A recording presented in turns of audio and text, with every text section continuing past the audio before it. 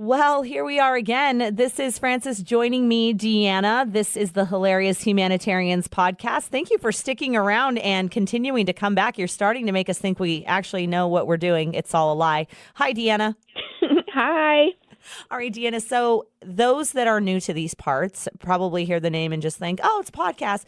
But Deanna here does have a very successful Instagram account, one that I totally fangirled over and somehow wiggled my way into becoming the S in Hilarious Humanitarians in the podcast. But the other day, you posted something up on Instagram that started quite the conversation. And I thought we would start out this podcast by having you read what it was that you wrote.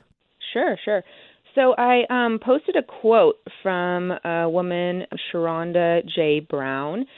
She wrote, "We also need to talk about how some of y'all get these engagement rings and marriage certificates and then immediately start acting like you're inherently better than single or unmarried women. Sis, marriage ain't a competition, and that paperwork doesn't add or subtract from a person's worth. Grow up and stop holding your fiancé or husband up as an achievement and using them as a weapon to hurt women that you look down on." I want to just really quickly add the caption that I wrote in response to this post that I thought was interesting, and I wanted people to know about it. So I wrote, "As someone who got married in my 30s, I noticed in my 20s this kind of crap would happen. I would be the single woman doing my thing, but I would feel like I was being shamed by some of my friends who had a husband and were planning for kids or who had already had them. I had a hard time understanding this judgment. I was always happy for anyone who was happy in their life, whether or not they were married, single, divorced, or thinking of breaking up with their current partner. You do you, and do your best not to hurt anyone. Pretty simple. On the flip side, I would also hear from my married friends that they felt as though their single friends would write them off as boring or unwilling to hang out with their other married friends. How about we chill out and just express happiness for our friends no matter what part of the journey they are currently living? Stay present and open when your friends are talking about their lives, even if it is the opposite of what you are currently living. We weren't put on this earth to only associate ourselves with people who are doing the same exact things we are doing all the time. Be mindful and self-aware if you're feeling judgmental toward people who haven't made it to your destination yet. Everyone gets to these different life milestones on their own pace. As long as they aren't hurting themselves or anyone else in their path, then let's just celebrate each other for living their life the way they want to and doing things on their own time." Yeah, so I put this post up and I got really, really great feedback, like tons of direct messages, tons of comments, people thanking me for writing the caption that I wrote, posting this quote from Sharonda, just saying like, thank you. Like I felt this judgment in my 20s as like the single girl, or I felt this judgment when I was divorced in my 20s, whatever. Like it just became really, really evident to me that people are getting a lot of like shade from their friends and family for like whatever they're going through. It's like, what are we doing to each other? Like, let's just chill out for a second and just be happy that your friends and family are just living the life that they want to live. So have you ever experienced that personally, that idea of, you just kind of doing your thing and then people providing unnecessary feedback or opinions? For sure. Yeah, for sure. Like in my case, I'm just kind of a weird duck. Like in my early 20s, I was all about the idea of like marriage, and I had these like very, I'm going to get married at 25. I'm going to have my first child at this age. I'm going to have my first house at this, setting up all these expectations. And after I shared in the last episode, when my mom passed away when I was 26, it just like switched. And all of a sudden I was like, I don't want any kind of commitment. I'm just going to be this free bird flying solo, like dating, having fun. And in the meanwhile, like, I don't know if you have this similar experience, but when I turned 25, it was like my Facebook all of a sudden went from everyone single to like, holy crap, everybody is married and popping out kids. Well, I did get an early start on. See, we mentioned this in one of the earlier podcasts. Like my life was on a very quick timeline. I graduated high school when I was 16. I got my first degree when I was 19. I met my kid's dad, and then we were married when I was 22. I had my oldest at 25. I had my second 21 months later, and then my whole entire world got flipped upside down. So it almost is as like you were living this life that like when I was 26 and looking on Facebook, like you were the person living the life of like marriage and children, which I want to say, in my experience when looking at that, I was fine with it. Right. I was happy. I was stoked for people. It was just I was catching heat from my friends who were married with kids, like I was doing something wrong. Like, why aren't you married? Like I'd always hear, why aren't you with anybody? Like you're a catch. Like what's wrong with you? And it was like, what? Right. Just, like that pity factor, right, comes out. Right. And exactly. And I've had, some relationships since my other ones have dissolved. And there was a period of time. I mean, I realize now, like I'm somebody that wants to be in a relationship. Now I want to be in a relationship for different reasons. But there was this like, that's really like, that's kind of sad, like you're single. And I was like, you know what? Like I could go get a dysfunctional relationship tomorrow. Like if I didn't have standards, I could find myself right back in something that doesn't work. But I'm cool right now. Like I don't need your pity. And I think that's sometimes people feel like that's the way to respond, right? Because human nature is that we do want to couple up. It just is. That's evolution. That's science. I mean, you don't necessarily have to, but we do have a predisposition to want to find a partner, basically, most people. But anyway, when there is somebody that's out kind of doing their thing or whatever, unless they're being completely self-destructive, and then you need to call your friends out, and then if they might not want to hear it, but whatever, that's between you and them. The reality is like, it's not pitiful to be single and have expectations and standards and your own life to live. Right, 100%. In fact, when I was single before I met my husband, people would come to me and say a lot. I would hear, why are you single, Deanna?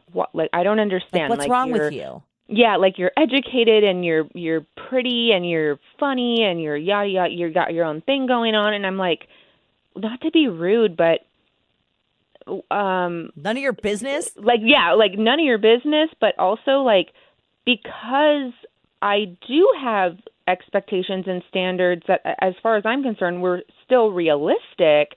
But like, just as you said, I can find a partner today. Like I could go out and get a date just easy, but like I'm looking for somebody that's going to be compatible with me. So this stuff takes time. So why am I single? Because I have certain expectations that I'm looking for in a partner. I just haven't found it yet. So get off my back. I think, too, what we've seen that's different for people our age in this kind of, I always say like 18 to 34, kind of bracket because I'm used to the radio demographic. And by the way, because that's what I do in my other life when I'm not doing podcasting and mental health with Deanna here. I think, social media has changed a lot of that because now it's like, what's your relationship status? Are you guys fighting because you're not together in a profile pic? It's stupid things like that where people can get more opinionated and then everybody has an opinion behind a computer keyboard. Right. And so I think a lot of that plays into it. But going back to the original post that you made, I think that it says a lot to kind of, if you find yourself being super judgmental, and I don't mean being a good friend and trying to help a friend in a real way, but I mean in like being super opinionated about the life someone's leading, then really that's a moment to like step back and really do like, why is this bother me? Like this has nothing to do with me. Does that make sense? Right. We call it, at least I call it, like especially at work, like checking yourself at the door. Like before I walk through this door to meet this person and maybe I know a little bit about their history or their story, we all kind of have these like, we draw opinions so quickly. And it's like, check yourself at the door, walk through this door, approach this person, listen to their story with a clear, open mind, set aside judgments, assumptions, opinions, just hear them out. See, you say check yourself at the door. In my head, I'm singing Ice Cube, check yourself before you wreck yourself. So, that too. Whichever works for you. Right. That too. That works. So one of the things that's interesting that, you said in the original post goes to is it talks about people in like their 20s, right? Kind of settling down and doing their thing, right? Like everybody's all of a sudden getting married and having children and those kind of things. See, I have a different, like I mentioned, I had a different experience. I was married by the time I was 22. I was then divorced, like separated from my kid's father by the time right around my oldest, my second child, I have two, close to getting to be 2 years old. And then I did this really interesting thing, Deanna. I dated for a little bit, and then I found a really awesome guy, right? Mm-hmm. And I thought, well, the way that life goes is you can't, and I'm not to take away from the relationship we had, because he was a really great guy. He's still around in the kid's life. But, I met him and I'm like, this all fits, right? Like this looks good on paper. We get along. I probably can't be a single mom. In my head, I thought, I need to have that to have this full life for my children and for me. And I'd like I said, I believe in like the idea of love and like your forever person. And lo and behold, I work in mental health. I'm a licensed marriage and family therapist, and I had to come to the conclusion that after a lot of work, after a lot of personal work and couples therapy and things, and oh, look at that, Francis is going to be divorced twice. Yeah. Yeah. So how old were you when you? So oh gosh, when was that? Not that it really matters. No, it doesn't. It does. It does kind of matter, because it was actually, so by 30. Before I turned 34, I had two kids and had been married and divorced twice. Okay. And so it was like, I felt like for a minute there, like I stumbled, like who's going to want to go to a marriage and family therapist who's been divorced twice? So I really kind of had to like wrestle with that, because the reality is I could have, and lots of people, they like to make real snide comments here and there, never directly to me, but I read them online and they don't apply to me in the circumstances I read them. But like, you don't get married to get divorced, you work through it or whatever. Like, absolutely. I did not get married either time to get divorced. Absolutely right. Not. Like, people talk, but the reality is that a lot of marriages in that way. And the reality is you can most certainly shove yourself into a box and make yourself work for someone. You can do that. You let me know how well that works out for your physical, spiritual, and emotional health.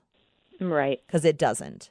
Right. And working in our field, I'm guessing you do too. I know you work in a different clinical setting than I do. There are a lot of people that either shove themselves into boxes or do things that they never, really considered would be within their realm of possibility, or they just check out of life and they're just serving their time. Right. Because they're unhappy. Exactly. Yeah. And I have seen it so many times where, just as you say, like when you kind of shove yourself into this box that you weren't meant for, the box is a little too small, but you're, forcing your way in just to stay there. People end up, what I see, at least in my practice, is people get really, really sick. Whether or not they know it's directly related to the relationship, they just end up with a lot of anxiety, a lot of depression. They're just not fulfilled. It can hit them in their 20s. I've had people come in their 50s and 60s just wondering what the heck happened. A blink of an eye, it goes by and you got this whole life where you're just kind of reflecting on, wondering, it's interesting because you will deal with people like in a different like age bracket who might be experiencing like a lot of regret because a lot of years went by, or like when I see younger people who are feeling trapped, you see a lot of like anxiety of like, I need to get out. I'm not sure how, or do you know where I'm going with Absolutely. that? I mean, I think we hear a lot of times, like, especially when you insert kids into the equation, stay together for the kids. Well, I can't quote the research off the top of my head, but I have seen it in my clinical experience, and I've also read about it. And, if I need to look this up, I will. I'm not ready right now. But, it's actually kids in their youth are resilient. Absolutely resilient. And where I've seen some of the biggest problems is when parents stay together for the kids and then break up as soon as those kids are adults. Mm-hmm. That's incredibly, it kind of can make everything feel like a lie. I see. Yeah. No, I can see that. I can see that. I want to ask you a question. So mm-hmm. when you went through that, your second divorce, how old were you? We split up and I was 33. I mean, so this is still kind of pretty fresh. Right. Yeah. Okay. And did you feel like when you broke away or, you divorced, did you feel like you were, I know you mentioned having some like negative thoughts or beliefs, right? False Right. beliefs that, how can I be a therapist when I've got this history? But like you and I both know like that those are just negative thought patterns. Like Right. that's not reality, right? Well, And for some actually a lot people it will be.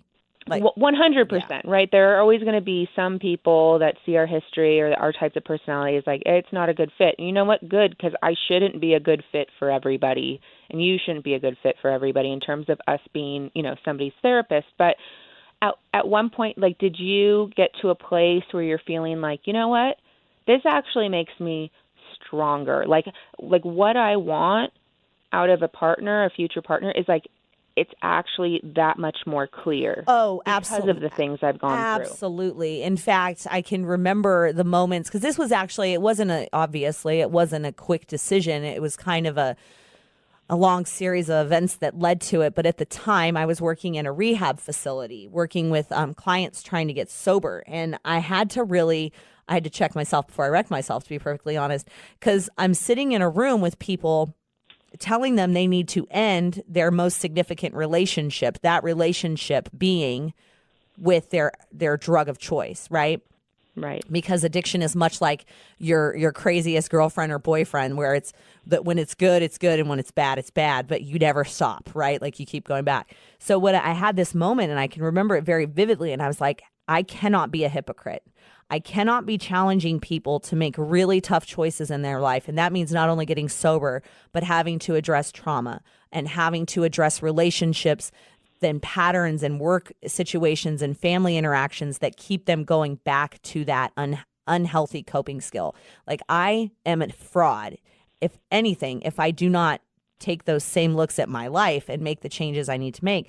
And so in that moment, there were a couple of other things going on at the time in my personal life. It wasn't just my marriage falling apart, where I felt like I was in the eye of the storm, where everything around me was swirling. But in this moment of clarity, I knew who I was. I knew who I was as a mother and who I needed to be for my kids. And I knew the rest would sort itself out. And so absolutely. And that was a very hard thing. It was also a very hard thing to admit to other people, because now I'm like, whoop, 2 strikes, and them going, Right. well, and then now moving forward from that, in the dating world, I didn't really introduce, I date here and there and whatnot, but I'm only now in my first like significant relationship. And I am scared to tell people that, because I'm waiting for them to give me their, well, are you sure about this one? Because you thought you were sure about the last ones. You know what I mean? Yeah, you know what? I've gone through the exact same thing, and there's always going to be those people. It doesn't matter if you have the like cure for cancer, for God's sakes. Like there's always going to be some doubters. There will always be doubters. There'll always be people that are just waiting, I cannot wait to say my next opinion to somebody who quite frankly doesn't even want it, but whatever. Like for everybody listening, just know that those people are going to be out there, but I assure you, for every like one of the doubters, there are like 20, 30 people right behind them or next to them, just in full support of your happiness. Do you, whatever's going to make you happy. I'm just super stoked that you are in this place in your life. You're feeling good. Things are going good, and you found your person. Wonderful. That should be applauded and celebrated. Now, one thing I did want to bring up too, so we kind of covered, from your original post talking about people, talking about marriage and kids and those kind of things. One of the things that does come up is children. And so initially, I know when I married my kid's dad, we waited 3 years to have the first one. In my second marriage, we didn't have kids. That wasn't the plan. We were going to, and then, the way things worked out, it was much better that didn't happen. But one thing I learned through this process is when I worked at an adoption facility. So I worked as a social worker, even though my background is MFT stuff. I worked in an adoption agency, and a lot of the people that were in the adoption agency were there because we take advantage of our reproductive health until you want to have a baby. Like we spend all this time making sure we don't get pregnant as women. Right. And one of the things that I realized was absolutely heartbreaking to people when I was doing home studies and trying to help them find their baby, right, was that how insensitive it is to ask the question of a couple, when are you going to have kids? Right. Oh, God. Yes. Oh, gosh. I'm going to fully admit that, like, when I was in my 20s, I would ask that question to people. I did too before I worked in that setting. Right, exactly. Because you don't know any better. Know. Yeah. These are growing pains. And for me, like, life is about learning. Here it is. Like, life is about learning when things are going to come up where you realize, like, okay, that line of questioning was extremely harmful or hurtful to somebody. You need to take that in and realize, like, okay, this is a time for me to grow up and evolve, like, in terms of maturity and emotionally, and just realize, like, that line of questioning, we're not trying to be, like, super duper PC and unrelatable here. Truly, you just need to be mindful and aware. Right. Like, you asking somebody, when do you want to have, or when are you going to have children? Like, you don't know who you're talking to. This might be a couple who have been trying for 5 years. Every single month they're hoping to God that they're pregnant and they're not. And now you're just going to, like, mosey on up and ask this casual question. Like, I don't know. If we can, like, prevent one person from saying this just by this podcast, like, I will feel better about things as a whole. Because, like, I have met people in my personal life who struggled, who continue to struggle with having a child. And I just have realized, like, I don't know, for the sake of this podcast, I'll share that, like, I had a daughter last year, and for us, like, it was very, very easy for me to get pregnant. I really, like, just in the context of this podcast, I'll share that, but I normally don't have that conversation with anybody unless they, like, bring it up first. Right. Like, I don't walk around just talking about my pregnancy story to a bunch of strangers because I'm just that aware, I guess, right now of, like, there might be somebody listening where, like, that's really going to affect them. And I don't want to be responsible for that. Absolutely. I think back to, so with both of mine, I was fortunate. Like, it wasn't hard at all. But if you rewind history back to my parents, my mom, her story was that she didn't want to have kids. She wanted to actually have, like, a hysterectomy or tubes tied when she was younger. And this was back in, like, late 70s, early 80s. And the doctors refused to do it because she was young. And then she met my dad and she got pregnant. And my mom and dad she didn't know it until after, but she got pregnant with twins. And my mom lost both twins. She thought she was pregnant with one, and she ended up having to give birth to twins at 7.5 months pregnant. And oh, man, right. And it's and I can only, like, think, and looking back now, like, they got pregnant with me right after. And I know that, there's probably some unresolved loss and depression that kind of carried over. But, like, I can't even imagine what that world looks like, because she went on maternity leave.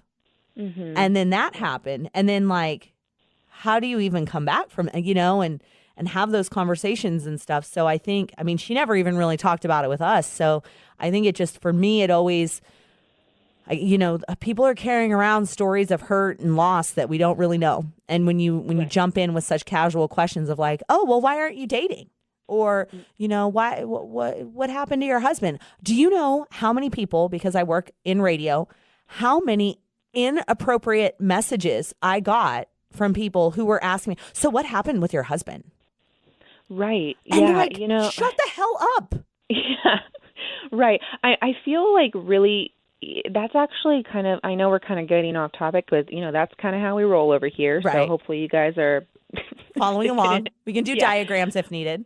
But yeah, for example, like the Instagram thing, like, as it grows, I actually do experience some anxiety with it because I'm aware, like, you're putting yourself out there as, like, a public figure, just as yourself, like you being a radio personality and you hosting this radio show that people know about. We're putting ourselves out there for people to feel like they are connected to us and know us. And don't get me wrong, seriously, the community on Instagram, I feel like my followers, I've often said, you guys aren't my followers, you're my friends. Like, this does feel like a community and a family. But I do have some anxiety. It hasn't happened yet, but I do get anxious thinking about people, if I meet them in person, like asking me like super personal questions. Like, I don't know. I don't know. Maybe it's just something that it only lives in my head right now. So it might be just creating more anxiety than like well, it's probably necessary. A little bit of that too. Right. But I totally hear you. Like I would have just, I don't know, maybe I would have taken a break at that point if people were asking me such personal questions like, all right, I'm out of here. Like, well, I couldn't though, is the reality. Right. You know, I also, as I'm thinking about this, like, I will say that a few times I have had people write me on Instagram, like, and I actually really do like it when people write me to say, like, your Instagram page has really helped me in my healing process of, I'm going through a divorce, or I suffered a miscarriage, whatever it is, your Instagram page has really helped me. I even had one follower or friend say, this particular post encouraged me to reach out to a therapist, and I made my first appointment, and I feel so proud of myself, and thank you for all you're doing. I can't tell you how much that like warms my heart, and it keeps me motivated to keep this Instagram page going. But once in a while, I'll get this like a private message of this like, hi, I love your account, and then it's like paragraphs and paragraphs and paragraphs of like just unloading like their like deepest, darkest secrets, and it's just like, oh my goodness, like I wish them well, but it is so overwhelming. And I don't even know where I'm necessarily going with this other than just to like educate people of like boundaries. Right. Actually, Boundaries. Boundaries. Like, believe me, as a therapist, like if you were my client, I would want you to open up like that to me. But as somebody who, at the end of the day, like we don't know each other, and you're not my client, like to just that, like kind of like verbal, like just, it's like just unleashing all this emotion on me, almost kind of like unfair. But I also can understand why they do it, because they do feel safe, right. At least with what they perceive as like what I'm doing on Instagram. And I want that. But I guess at the end of the day, like what I really am talking about is just boundaries. And it's like we can work on our boundaries online as well as in person. So kind of circling back to like, think about what you're asking people before you ask them. So instead of saying, okay, so you got married last year and when are you going to have kids? Like, instead of asking that question, why don't you just ask, like, what have you guys been up to? Got any, like, big plans for the summer? I don't know. And if they feel comfortable, they might tell you, like, oh, we're trying to have children. Hopefully we'll have one next year, or whatever the case may be. Instead of just, like, unloading this question to them that, like, it might affect them in a negative way. And I'm confident that, like, most people are not looking to hurt others' feelings. Absolutely. I would agree with you on that, too. And I think, too, like, going back to the original question or the original post that you had shared, and, listen, if you are proud of your relationship, if you have found, your forever person and that, or you love your kids and man, like life has changed, and you and I could both attest to that, like life changes after you have children. That is great. But I think it's important to remember that the standards by which you judge your happiness are not necessarily the standards by which everybody else judges their happiness. And we can all just be pretty cool and feel good for each other. Right, exactly. And I'd like to kind of end this podcast on this note of like, remain mindful of what you are like putting out into the universe. So what I mean by that is when you're posting about your relationship or your single life, whatever it is, like let's say it's online, are you doing this for you, or are you doing this to kind of like put on a show? And this is a part of like our emotional kind of like evolution of like just being self-aware. Like, because a part of our like healing process in the future, we'll do like a podcast, and excuse my language, is just like owning your own bullshit, right? Right. So it's like in my early 20s when I was just like all over the place, I would do like a lot of posts. It's kind of like boasting and Right. I don't Okay. know, maybe it was like bragging. I don't know what it was. And like when I would have a boyfriend, oh my Lord, I was one of those people that like posted tons of pictures. And really, if I'm honest with myself, looking back on it, like I did love that person and I was happy, but there was an element of like me trying to show off. Mm-hmm. I'm gonna admit that. I don't know what that was. It was something in me that wasn't like fully fulfilled, and I was trying to get it from like external factors. Well, when I met my husband and we were dating, I didn't post like anything, to the point where like when people did find out we got engaged, I did get messages of like, "Are you still with him?" Because like I haven't seen like anything on Facebook and Instagram, and I just told him like, I don't know, I just got to a place where it's like, I want to protect that, Right. at least for right now. So what I hope that everybody gets out of this podcast is, practicing boundaries. If you have no idea what we're talking about, like I highly recommend just like doing a simple Google search of like just personal boundaries, emotional boundaries, reading up on it. Everybody has room for improvement. Everyone. And then in addition to that, just it's okay. Like wherever you are in your life, whether you're single, divorced, breaking up, married happily, you got married, 15 years ago when you were 20 and it's still going strong. Good for you. I'm so happy. I really am. I want everybody to feel secure, safe, fulfilled, and loved in their relationship, whether it's the relationship they have with their self or with somebody else. And we just really need to take a back seat in just exerting so much opinion and judgment and like assumptions or whatever about people's lives that look different from ours. Everyone just needs to chill. And one final thing, happiness for other people is not a finite thing. And so you can be happy for your married friend. You can be happy for your single friend. You could be happy for the person you don't know who's living their life doing their thing. So running the risk of sounding like a total hippie, but my mom would be proud, go for it. You do you. Yep, you do you. I fully support that message. All right. Well, thank you, Deanna. I think that makes 4 successful podcasts. Woohoo! I know. From my closet. All right, this has been the Hilarious Humanitarians podcast. You can follow Deanna on Instagram. Look for Hilarious Humanitarian, and you can find myself. My name is Frances, but I go by Shut Up Skippy, and I'm going to do that now. Bye. Bye.